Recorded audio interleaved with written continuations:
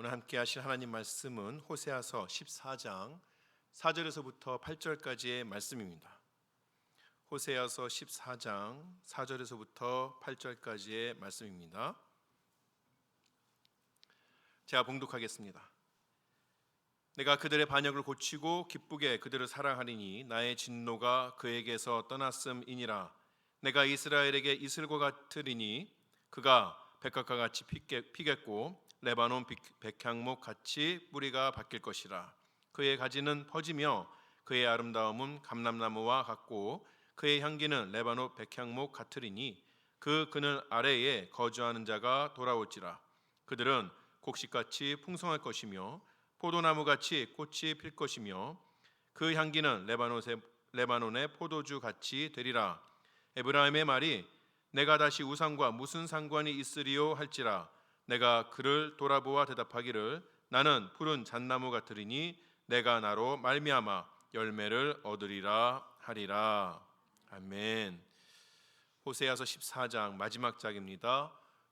오늘로서 이제 호세아서를 마치려고 합니다. 지난 13시간 동안에 여러분 호세아서를 통하여서 무엇을 배우셨는지요? 어떤 것들이 기억에 남으십니까? 네, 대답 안 하는 게 정석이지요. 지난주의 설교는 무엇이 기억에 남으시나요? 김치와 김치만두? 네, 마음이 묘합니다. 그거라도 기억해 주는 걸 고마워해야 할지 그것만 기억하는 걸 억울해야 할지. 우리가 말씀을 쭉 보게 될 때에 그냥 지나가는 말씀이다 생각하지 마시고 또 이렇게 지나고 나면 한번 쭉 또 호세아서를 각자 읽어보시면서 내가 무엇을 들었는가, 하나님 나에게 주셨던 마음은 무엇인가 되돌아보시는 여러분 되셨으면 합니다.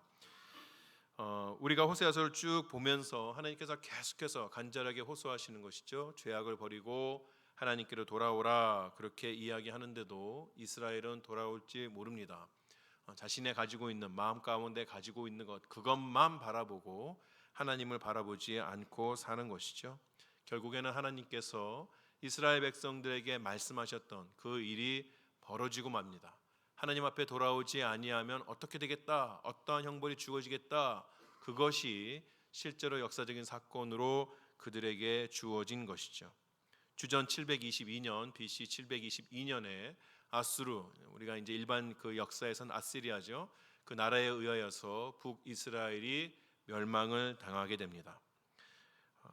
오늘 우리가 보는 이 14장의 말씀, 이 14장이 언제 정확하게 기록이 되었는가를 우리가 알 수는 없지만 여러 가지 정황상 여러 가지 그 어떤 이론 중에서도 아마도 이 호세아서 14장, 호세아의 그 마지막 메시지는 이 북이스라엘 왕국이 멸망한 직후에 사람들이 포로로 잡혀가는 그때에 그들에게 주어졌다 그렇게 여겨집니다.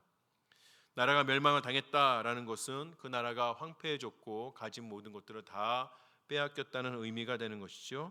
많은 이들이 포로로 잡혀가고 남아있는 자들에게도 아무것도 남아있지 않습니다. 이 아수르 제국이라는 그러한 나라는 잔인하기로 소문이 났습니다. 어디를 가든지 그들이 지나가는 길에는 피가 흥건했고 많은 나라들이 자신들의 정체성, 자신들이 가지고 있는 것들을 다 빼앗기고 무너져 내리는 그러한 역사의 어떤 단면이 있었던 것이죠. 그렇게 잔인하기로 소문난 아수르가 이제 이스라엘 왕국을 멸망시켰으니 그 북이스라엘에 살고 있었던 백성들이 그 치하 아래에서 어떻게 살아남을 수 있을까? 또 어떠한 일을 당하게 될까? 참 답답하기만 한 것이죠. 그런 비참한 일들을 겪으면서 이스라엘이 뼈저리게 느낀 것이 있습니다. 그들을 보호할 수 있는 이는 오로지 여호와 하나님뿐이었다는 것이죠. 이제는 너무 늦어버렸습니다. 그렇게 하나님께서 돌아오라고 말씀하실 때에 이스라엘이 듣지 않았던 것이죠. 오히려 하나님의 말씀을 전파하는 그러한 선지자들을 조롱하고 핍박해 왔었습니다. 그러니 사람도 염치가 있지, 이제 와서 어떻게 하나님 앞에 나아가서 우리를 구해달라고, 우리를 이해해달라고, 용서해달라고 그렇게 기도할 수가 있겠습니까? 그리고 이제 와서 나라가 다 멸망한 후에 하나님 앞에 가서 빈다고 하여서 하나님께서 정말 우리의 기도를 들어주실까 의문이 생기는 것이죠. 나라가 멸망했다는 것은 하나님께서 이제는 그들을 버리셨다, 그런 확실한 증거라고 그들 마음에 새겨지는 것이죠.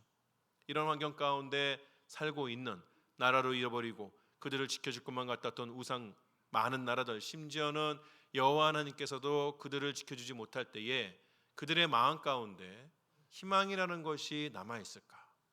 그들이 살아가는 데 있어서의 어떤 소망이라는 것이 그들에게 주어질까? 그런 생각이 드는 것이죠.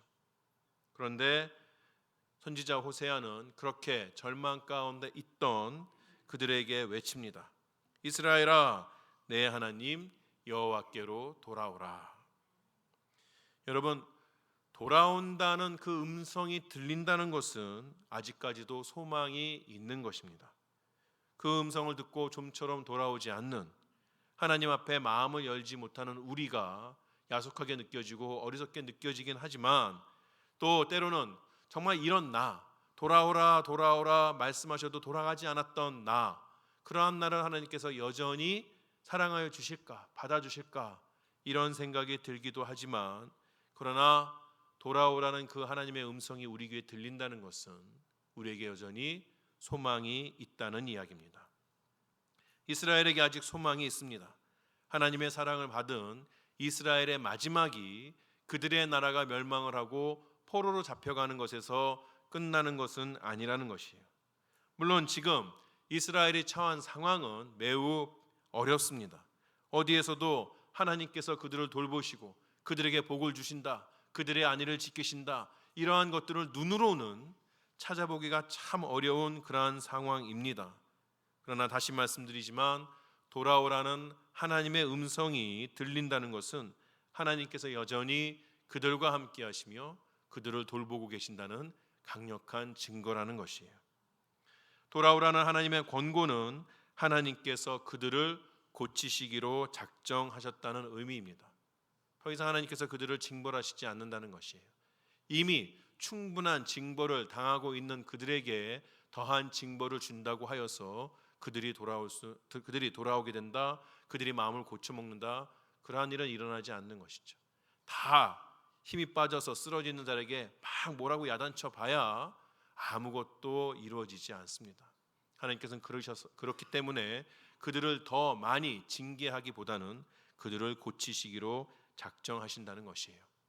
오늘 14장, 우리가 이 호세아서 마지막인 14장을 처음부터 쭉 읽어보게 되면 마치 이스라엘이 회개를 하면, 그러면 하나님께서 그들을 고치시는 것처럼 그런 순서로 보여집니다. 하지만 사실은 하나님께서 이스라엘보다 먼저 움직이셨습니다. 하나님의 역사는 항상 그래 왔어요. 아담이 하나님께 불순종하고 죄를 지었습니다. 죄를 짓고 난 후에 그의 눈이 뜨여졌죠. 그러면서 그의 부끄러움을 알게 되었습니다. 자신이 처한 상황에 대해서 알게 되었어요. 죄를 짓게 되었다는 것, 하나님이 원하시지 않는 일들을 이룸으로 인하여서 자신에게 어떤 일이 있다는 것을 알게 되었습니다. 그렇게 비참한 상황 가운데 빠졌을 때에 그가 하나님 앞에 나와서 부르짖었나요? 그렇지 않습니다. 오히려 하나님의 낯빛을 피하여서 도망가기 급급했던 것이죠. 그런 아담을 하나님께서 먼저 찾아오셨습니다. 하나님께서 아담을 찾아오신 것은 아담이 범죄한 이유입니다. 적어도 우리가 보는 시간상에서는 그래요. 그런데 하나님 이미 인류를 위한 구원의 계획은 그것보다 훨씬 더 이전에 이미 세워져 있었다는 것이죠. 구원의 계획, 죄를 지은, 그래서 지옥불에 들어갈 수밖에 없는, 하나님으로부터 영영이 분리될 수밖에 없는 인간을 구원하시기 위한 계획은 심지어 아담이 죄를 짓기 이전에 다 마련이 되어 있었다는 것이에요. 에베소서 말씀을 보시겠습니다. 에베소서 1장에 이런 이야기가 나옵니다. 곧 창세 전에 그리스도 안에서 우리를 택하사 우리로 사랑 안에서 그 앞에 거룩하고 흠이 없게 하시려고 그 기쁘신 뜻대로 우리를 예정하사 예수 그리스도로 말미암아 자기의 아들들이 되게 하셨으니, 이는 그가 사랑하시는 자 안에서 우리에게 거저 주시는 바 그의 은혜의 영광을 찬송하게 하려는 것이라. 아멘. 하나님께서 그리스도와 함께, 성자이신 그리스도와 함께 우리를 구하시려고 택하시고 예정하신 때가 언제입니까? 오늘 말씀을 보면 창세 전이라고 이야기하는 것이에요. 아담이 범죄하기도 전에, 아니 그가 태어나기도 전에 모든 것을 아시는 그 하나님께서 이미 구원의 계획을 세우시고 실행하시기로 작정하셨다는 것이죠. 그렇다면 우리가 이 말씀을 기준으로 볼 때에 인간이 회개한 것이 먼저입니까? 아니면 하나님께서 구원하시기로 작정하신 것이 먼저입니까? 작정하신 것이 먼저라는 것이에요. 그래서 에베소서 1장 9절에 보게 되면 1장 6절에 보게 되면 그 구원은 거저 주시는 것이라고 말하고 있는 것이죠.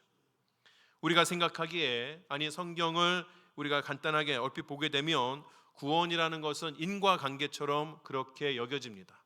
우리가 회개를 해야만 하나님께서 우리에게 마음을 주시고 우리를 구원하여 주시는 그러한 하나의 프로세스처럼 보여지는 것이죠.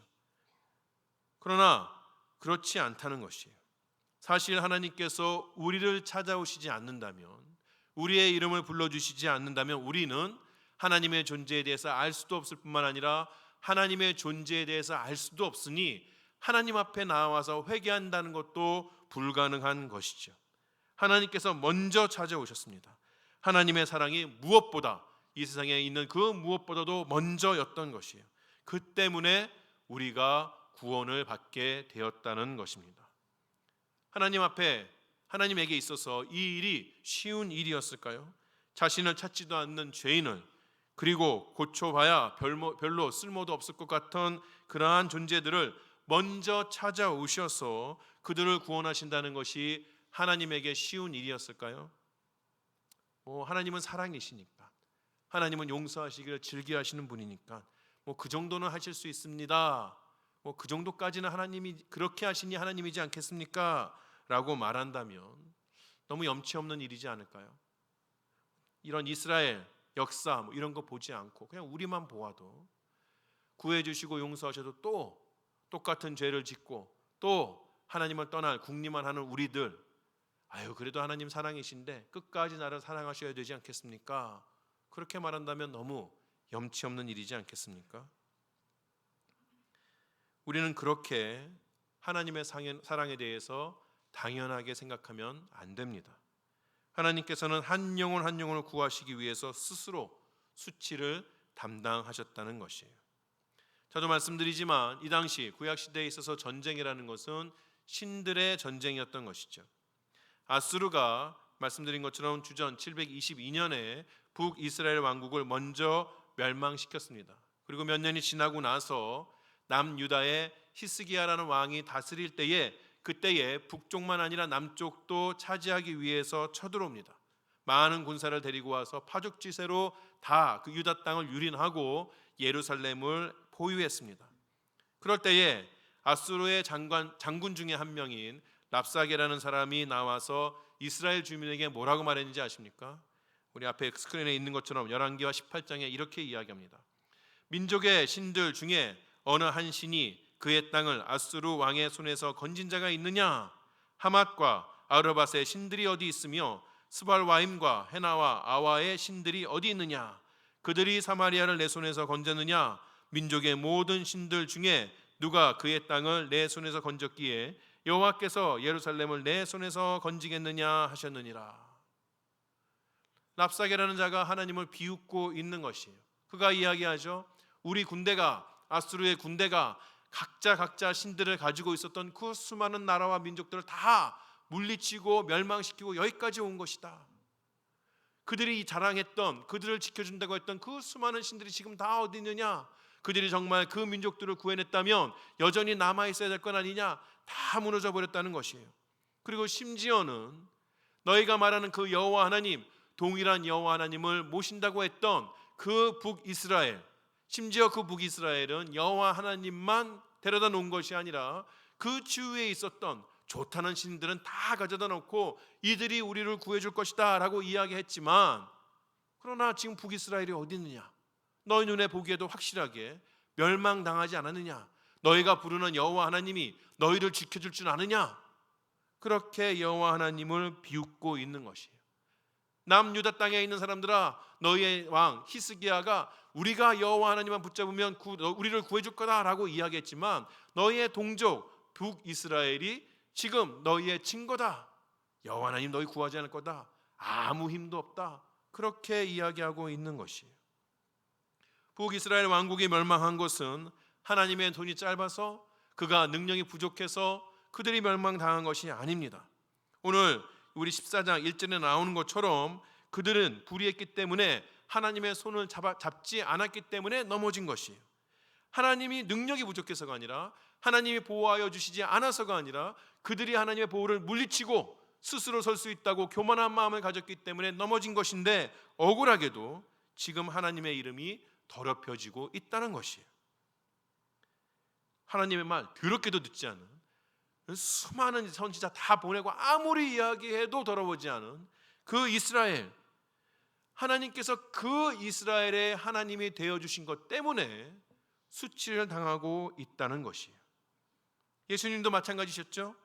죄인들을 구하기 위해서 육신을 입고, 참되신 하나님께서 하늘 보좌를 버리고 육신을 입고 이 땅에 내려오셨습니다. 그리고 천박하고 무지한 인간들의 손에 의해서 고통을 당하시고 죽임을 당하셨어요. 우리의 죄를 대신하기 위해서 십자가에서 수치를 감당하신 것이에요. 하나님은 수치를 무릅쓰고 무가치한 우리를 구하기 위해서 끝까지 우리를 찾아오시는 것이죠. 그런 하나님의 사랑을 당연한 것처럼 여기면 안 되는 것이죠. 그 사랑이 우리에게 오는 것이 얼마나 감사한 것인지, 얼마나 감격적인 것인지, 그것을 우리가 알아야 한다는 것입니다. 이스라엘에게 이제는 돌아오라고 호소한 선지자는 아예 어떻게 하나님 앞에 돌아왔을 때 회개해야 할 것을 알려주기도 합니다. 첫째로 하나님의 용서와 자비를 구해야 한다고 이야기합니다. 이스라엘에게는 이제 전혀 가치가 남아있지 않습니다. 그들은 어리석고 무능한 존재에 불과합니다. 정말 하나님 앞에서 그들은 아무것도 아닌 것이에요. 이제까지 하나님께서 그렇게 호소하셔도 듣지 않았던 그들이었으니 이제 나와서 하나님 앞에 용서하달라는 자격도 없는 것이죠. 그러니 그들이 기대할 수 있는 것이 무엇입니까? 나에게 뭔가 남아 있어야 그래도 흥정이라도 해보지 않습니까? 나에게 어떤 가치라도 있어야 하나님 그래도 날 봐주세요 라고 말할 수 있지 않겠습니까? 아무것도 가지지 않는 자가 하나님에 나와서 호소할 수 있는 것은 오로지 하나님께서 베푸시는 자비와 긍휼, 그거 하나밖에 없다는 것이에요. 가치 없는 자들에게 은혜를 베푸시는 하나님, 그 하나님의 자비가 아니고서는 이스라엘이 다시 하나님 앞에 설 수가 없다는 것이죠. 다행히도 하나님은 고아를 가엾게 여기시는 하나님이십니다. 고아가 어떤 존재인가요? 아무것도 없습니다. 돌봐줄 사람도 없는 존재예요. 세상은 가진 것이 없는 자, 힘이 없는 자, 무시하고 쓸데없게 여깁니다. 하지만 하나님께서는 오히려 그런 자들에게 마음을 주시는 하나님이신 것이에요. 비참한 모습으로 남아있는 이스라엘이 부르짖을 때에 그 소리에 들으시고 응답하시는 하나님이라는 것이죠. 그러니 이제 이스라엘은 참된 마음으로 하나님 앞에 나아갈 수 있어야 하는 것이죠. 이전에 했던 것처럼 교만한 마음으로 수송하지 않아 다 끌고 들어와서 하나님 보세요, 내가 이만큼 하나님 모십니다. 하나님 보세요, 내가 이만큼 하나님 앞에 잘해드립니다. 그런 교만한 마음으로 하나님 앞에 나올 것이 아니라 전심으로 겸손하게 은혜와 자비를 베푸시는 그 하나님의 이름을 높일 수가 있어야 한다는 것이죠. 그것이 회개의 첫 걸음입니다. 나 자신을 낮추고 하나님의 자비하심에 우리의 모든 것을 내어드릴 수 있는, 그것이 바로 회개의 첫 걸음인 것이에요. 두 번째로 이스라엘은 이전에 의지했던 모든 것들을 다 버려야 하는 것이죠. 이스라엘은 이방 나라를 의지했습니다. 그들의 우상들을 의지했습니다. 이제는 그 모든 것들을 다 버려야 하는 것이에요. 오직 하나님만 의지해야 한다는 것이죠. 하나님 앞에 자비와 긍휼을 하나님께서 베푸시는 그 자비와 긍휼을 바라는 자가 하나님 외에 다른 어떤 것들을 같이 들고 와서는 안 된다는 것이죠. 우상이라는 것이 무엇입니까? 우상은 단순히 불교나 이슬람교나 그런 다른 종교에 국한된 것이 아니지요. 우리의 마음과 우리의 생각을 사로잡고 있는 것이 우상입니다. 우리의 선택의 기준이 되는 것이 우상인 것이에요. 우리의 몸과 영혼을 움직이는 것이 우리가 섬기는 우상이라는 것이죠. 나로 하여금 결정하게 하는 그 기준이 무엇입니까? 내일 나에게 주어진 일들, 무엇을 할지 무엇을 안 할지, 무엇을 살지 무엇을 버릴지, 누구를 만날지 누구를 만나지 않을지, 그 모든 것들을 결정하는 그 기준, 우리의 마음을 결정하는 것들이 어디에서부터 나오는 것이에요? 그것은 다른 것이 아니라 하나님이셔야 하는 것이죠. 하나님의 말씀이어야 하는 것이며 하나님을 두려워하는 그 마음이어야 하는 것이에요. 하나님 나에게 이런 것들을 가르쳐 주셨기 때문에 나는 이것을 결정하고 한다고 말할 수 있어야 하는 것이죠. 부정적으로는 내가 하나님 앞에서 이러한 것들을 하지 않으면 하나님께서 나를 벌하시기 때문에, 하나님께서 나에게 있어서 경책하실 것이기 때문에 이런 것을 해야 한다고 그렇게 결정할 수가 있어야 한다는 것이에요. 그 외에 다른 것들이 하나님의 뜻을 거스르도록 나의 마음을 움직이고 있다면 그것이 우상인 것이고, 그것이 지금 내가 버려야 할 그것인 것이에요. 그것이 있음으로 인해서 내 삶이 더 풍요롭다고 여겨지는 것 다 거짓말인 것이에요. 내 눈앞에 좋은 것을 보인다 하여도 그것 때문에 내 삶이 썩어져 가고 있음을 우리는 알아야 한다는 것이죠. 다 버려야 합니다. 그래야 우리가 하나님의 은혜 가운데 살 수가 있다는 것이에요. 하나님께 돌아오는 자는 그렇게 회개해야 한다는 것이죠. 마음에 굳은 작정을 가지고 주님만 바라보기로 나아가는 그런 자가 참다운 회개하는 자라고 말할 수가 있다는 것이죠. 다 버리면 어떡합니까? 하나님 외에 남는 건 하나도 없으면 어떻게 됩니까? 그렇게 회개하게 되면 어떤 일이 벌어집니까? 오늘 말씀 4절에 보면 하나님께서 그들을 고쳐주시겠다는 것이에요. 죄는 우리의 몸과 영혼을 병들게 합니다. 그렇게 병든 몸과 영혼을 가지고 하나님 앞에 나올 때 하나님께서는 그 병든 몸과 영혼을 고쳐주시겠다는 것이에요. 우리를 향한 하나님의 목적은 죽이는 것이 아닙니다. 벌하는 것이 아닙니다. 우리를 회복시키시고 살리시는 것이에요. 지금 이스라엘에게 어려움을 주시는 것도 궁극적으로는 우리를 회복시키고 우리를 살리기 위해서 그 일들을 하여 주신다는 것이죠. 피 흘리며 자기 몸 하나 지탱하지 못하고 비틀거리고 나오는 자에게 하나님께서 이런저런 말씀하시지 않습니다. 너는 왜 그렇게 했니? 왜 이때까지 나의 말을 듣지 않았니? 이런저런 말씀하시지 않으세요. 그저 안으시고 고쳐주시는 것이에요. 하나님은 여호와 라파, 치료하시는 하나님이시기 때문에 그런 것이죠. 예수님께서도 이런 치료의 구세주로 이 땅에 오신 것이죠. 예수님께서 제자들과 다니실 때에 바리새인들이 예수님의 제자들에게 타박을 줬습니다. 그들에게 이야기하기를 어찌하여 너희 선생은 세리와 죄인들, 그 당시에 가장 악하다고 여겨지는 사람들, 사회에서 분리되었던 이런 사람들, 더럽다고 여겨지는 사람들, 그런 자들과 함께 먹느냐고 그렇게 이야기했던 것이에요. 이때 예수님께서 그들의 말에 대답하십니다. 마태복음 9장의 말씀입니다. 예수께서 들으시고 이르시되 건강한 자에게는 의사가 쓸데없고 병든 자에게가 쓸데있느니라. 너희는 가서 내가 긍휼을 원하고 제사를 원하지 아니하노라 하신 뜻이 무엇인지 배우라. 나는 의인을 부르러 온 것이 아니요 죄인을 부르러 왔노라 하시니라. 그것이 예수님이라는 것이에요. 우리는 어떻습니까? 우리의 몸과 영혼에 병든 곳이 있지 않습니까? 때로 거룩하신 하나님은, 예수님은 나 같은 것, 병들고 지친 자 거들떠 보지도 않으실 것이라는 생각이 들 때가 있지 않습니까?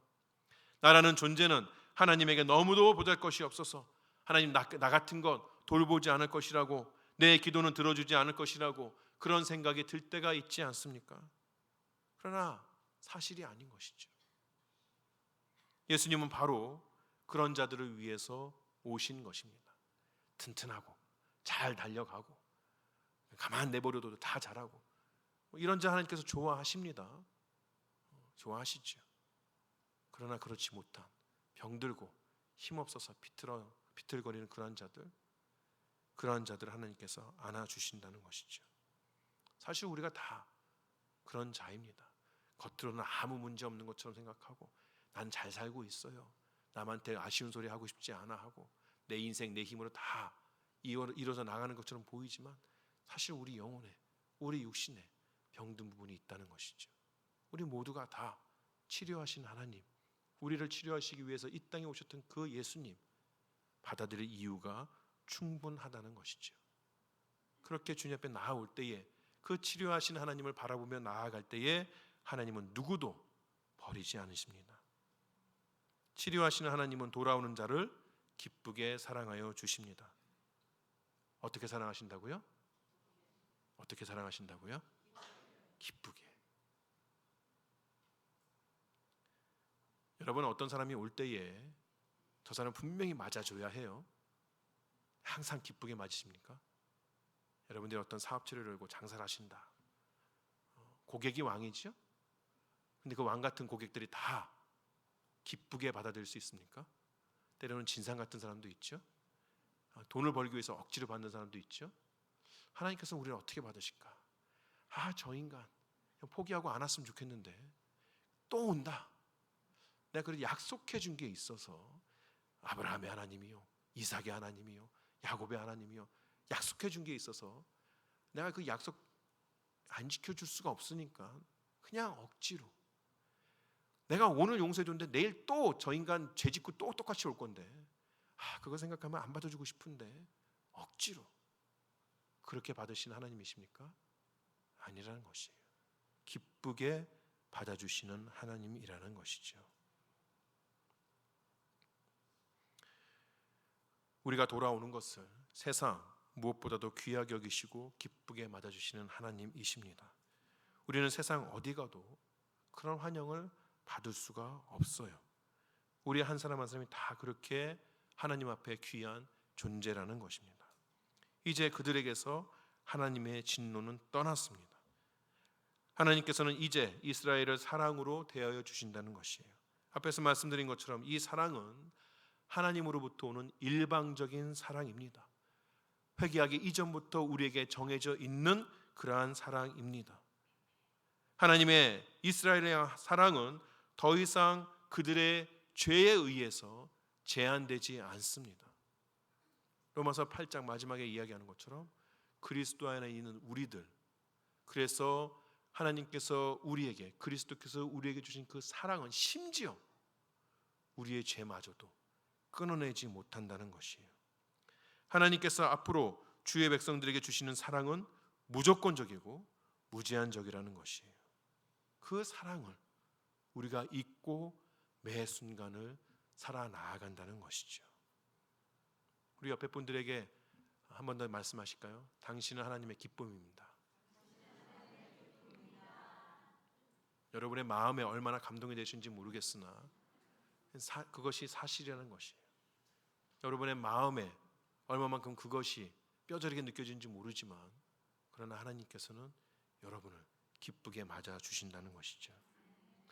하나님께서는 이스라엘을 고치시기로 작정하시고 그들에게 이슬과 같은 존재가 되어 주실 것이라고 약속하여 주십니다. 사실 이슬은 눈에 잘 띄지 않는 그러한 존재입니다. 큰 비나 강에 비해서 무언가 큰 효과를 낼 수 있을 것 같이 보이는 것은 아니에요. 하지만 이슬은 신비스러운 모습으로 생명을 유지해 줍니다. 이스라엘의 건기가 되면 비가 전혀 오지 않습니다. 그러면 대지가 메마르게 되는 것이죠. 광야에 살고 있는 생명체가 도대체 어떻게 그들의 생명을 유지할까 싶은 것이죠. 그런데 그 생명을 유지해 주는 것이 바로 이슬입니다. 우리는 날마다 하나님의 은혜를 깨닫지 못합니다. 그냥 하루하루 지나는 것처럼 살아요. 그렇게 인생은 그냥 아침에 눈을 뜨면 저절로 다 시간이 지나면서 사라지는 것처럼 느껴지는 것이죠. 그러다가 어느 날 우리는 인생이 그냥 사라지는 것이 아니라는 것을 발견하게 됩니다. 우리를 둘러싼 세상이 그렇게 호락호락하지 않다는 것을 발견하게 돼요. 우리가 사는 세상은 거친 광야에도 같다는 것이죠. 그것을 깨달았을 때에 그럼 나는 어떻게 이제까지 살아왔지? 나는 어떻게 이제까지 이 많은 것들을 누리고 있는 것이지? 우리는 그때서야 발견하게 됩니다. 대지를 조용히 적시는 이슬처럼 하나님께서 우리의 인생에 드러나지 않게 수많은 것들을 끝까지 계속해서 공급하여 주고 계셨다는 것이에요. 그 때문에 우리는 오늘 이날까지 살아올 수 있었다는 것이죠. 또 하나님은 돌아오는 자들에게 그늘이 되어 주십니다. 뜨거운 광야에서 그늘이 가지는 중요함은 제가 일일이 다 설명을 드리지 않아도 알 수 있으실 것이에요. 하나님은 언제나 지친 영혼들이 쉴 곳이 되어 주신다는 것이죠. 이렇게 이슬과 같은 그늘과 같은 하나님께로 돌아오는 자들은 어떻게 변화되어질까요? 5절부터 7절까지 여러 식물들이 나오게 됩니다. 백합화가 나오죠. 백합화는 화려하고 풍요로움을 뜻합니다. 감람나무는 부와 건강함을 뜻합니다. 퍼지는 가지가 있다, 포도나무가 있다. 이것들은 다 번성함과 풍요로움에 대해서 이야기하고 있는 것이죠. 레바논의 백향목이 나옵니다. 그 레바논의 백향목의 뿌리는 어떤 풍파에도 흔들리지 않는다는 상징인 것이죠. 또한 그 백향목의 향기가 온 세상에 다 퍼지게 될 터인데, 그런즉 이스라엘은 이제 사망의 냄새, 죽음의 향기 이러한 것들을 퍼지게 하는 것이 아니라 이스라엘을 통해서 생명의 향기가 퍼질 수 있다고 말씀하여 주는 것이죠. 얼마나 아름다운 것들입니까? 하나님께 돌아오는 회복된 이스라엘의 모습인 것이에요. 그런데 사실 이것 따져보면 이것은 하나님으로부터 선택받은 이스라엘의 본 모습이었던 것이죠. 이렇게 아름다운 모습으로 하나님께서 선택하여 주시고 하나님의 백성으로 삼아 주셨지만, 오랫동안 하나님의 말씀을 듣지 아니하고 죄악을 저지르고 하나님 외에 다른 것들을 모셔왔기 때문에 그들의 모습은 더러워지고 그들의 모습은 비참해졌던 것이죠. 그런데 이제 하나님께서 그 모든 것들을 씻겨 주시고 다시 원래의 그 귀한 모습, 존귀한 모습으로 되돌려 주신다고 약속하여 주시는 것이에요.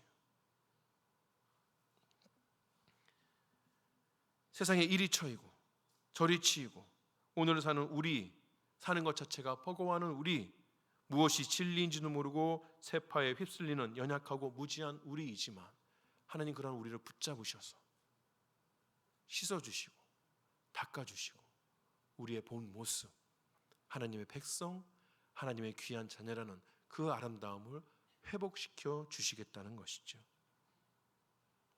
그렇게 하나님의 은혜 가운데 돌아오게 됩니다. 다시 하나님 앞에 서게끔 되는 것이에요. 하나님으로 인하여서 힘을 얻게 되는 것이죠. 다 잃어버리고 포로가 되어지고 앞으로 어떻게 살지 막막한 그들의 마음 가운데 하나님 때문에 소망이 생겨난다는 것이에요. 그런 은혜를 받은, 그렇게 그 하나님의 은혜로 회복되어진 이스라엘이 할 일이 무엇이겠습니까? 하나님 앞에서 감격하고 하나님 앞에서 다짐하는 것이죠. 8절의 말씀을 보시겠습니다. 에브라임의 말이 내가 다시 우상과 무슨 상관이 있으리요 할지라 내가 그를 돌아보아 대답하기를 나는 푸른 잣나무 같으니 내가 나로 말미암아 열매를 얻으리라 하리라. 하나님의 은혜의 풍성함을 경험하게 되니, 하나님을 깨닫게 되니 그 인생에 다른 어떤 우상이 필요 없는 것이에요. 여태까지 우상을 가지고 자기의 인생을 이끌어 오려고 했던 그 에브라임이 하는 말이 무엇입니까? 우리가 우상과 무슨 상관이 있느냐, 그렇게 말하고 있는 것이죠. 이전에는 몰랐습니다. 뭔가 하나라도 더 그 앞에 갖다 놔야 자신의 삶이 안전하고 풍요로운 것이라고 생각해 왔던 것이에요. 그리고 더 큰 힘이 있어질 것이라고 생각했던 것이죠. 그런데 이제는 깨달은 것이죠. 다 필요 없다. 하나님 한 분만 있으면 된다.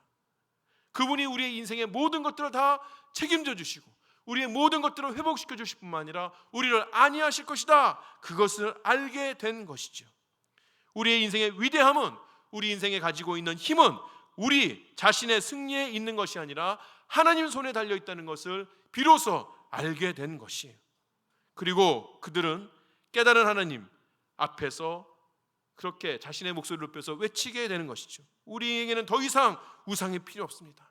하나님 한 분만 있으면 됩니다. 나는 하나님 한 분만으로 만족할 수 있습니다. 우리도 이런 감격의 외침을 하나님 앞에 드릴 수가 있어야 하는 것이죠. 우리의 입술에도 이런 감사와 찬양이 늘 깃들어 있기를 바랍니다. 이렇게 주님 앞에 나와서 감사하고 찬양하고 감격하며 다짐하는 그 이스라엘 앞에 하나님께서 또 다시 약속해 주시는 것이죠. 나는 푸른 잣나무 같으니 내가 나로 말미암아 열매를 얻으리라. 우리가 가지고 있는 이 개역개정 성경에는 한 문장이 빠져 있습니다. 그래서 제가 세 번역으로 다시 한번 읽겠습니다. 에브라임아 고백할 것이다. 에브라임이 고백할 것이다. 나는 이제 우상들과 아무 상관이 없습니다. 그러면 나는 그에게 응답할 것이다. 내가 너를 지켜주마. 나는 무성한 잣나무와 같으니 너는 필요한 생명의 열매를 나에게서 언제나 얻을 수 있을 것이다. 앞에 우리가 개역개정 성경하고 지금 새 번역하고 어느 부분이 다른가요? 찾으셨어요? 내가 너를 지켜주마. 하나님께서 그렇게 말씀하셨다는 것이에요. 내가 너를 지켜주마. 우리가 히브리 성경을 다 읽을 수 있으면 얼마나 좋을까 하는 생각을 이 부분에서 하게 됩니다. 왜냐하면 여기 문장에 이 지금 빠져 있는 문장, 내가 너를 지켜주마. 이 지키다라는 말이 있는데요. 이 지키다라는 말의 그 원형은 수루입니다. 그런데 이게 1인칭으로 쓰일 때는 아수르 이렇게 돼요. 뭐하고 비슷하죠? 북이스라엘을 멸망시킨 아수르하고 발음이 거의 비슷합니다. 하나님께서 말씀하시고자 하는 바가 무엇일까요? 이스라엘을 다스리는 자, 지금 멸망당해서 아수르의 포로로 잡혀가고 아수르의 치하 안에 살지만, 그러나 이스라엘을 다스리는 자는 누구다? 저 강대국 아수르가 아니라 하나님이시라는 것이에요. 지금 아수르는 이스라엘을 하나님 손에서 빼앗았다고 생각하겠지만 실질적으로 이스라엘의 왕은 누구인 것입니까? 여호와 하나님이시라는 것이에요. 우리의 삶에 어려움이 닥칠 때에 우리가 해야 할 일은 지키리라고 약속하신 그 하나님을 찾아 나서는 것입니다. 그리고 그 하나님을 믿는 것입니다. 그 어려움이 어떠한 어려움이든지 하나님께서는 우리를 지켜내실 것입니다. 그러니 우리는 온전히 하나님을 우리의 왕으로 삼고 그분만을 바라보면서 하루하루를 살 수가 있어야 하는 것이에요.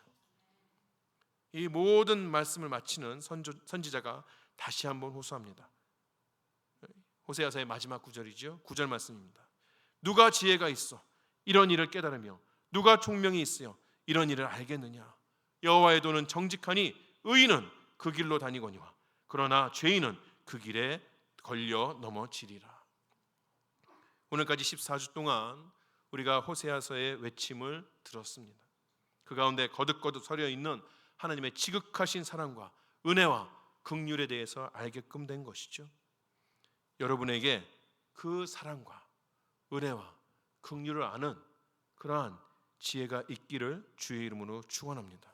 세상의 헛된 우상, 마음의 교만함, 그것이 우리 중심에 있는 것이 아니라 집 나간 아내를 찾아오듯이 그 인생에 음행하는 것들이 너무나도 서려 있는 그 아내를 찾아오듯이 오늘 우리를 찾아오셔서 우리에게 돌아오라라고 부르시는 그 목소리를 듣고 이제는 의의 길을 걸어가기로 작정하며 주와 함께 동행하시는 여러분 되시기를 주의 이름으로 축원합니다.